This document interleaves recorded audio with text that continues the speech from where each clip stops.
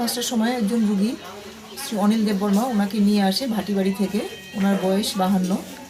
তো পেশেন্টের পার্টির কথা অনুযায়ী উনি বাল্ব লাগাতে গিয়ে বাড়িতে বিদ্যুৎস্পৃষ্ট হন এবং তারা সঙ্গে সঙ্গেই নিয়ে আসে। কিন্তু আমাদের এখানে যখন আনা হয় তখন আমরা রোগীকে মৃত অবস্থায় পাই।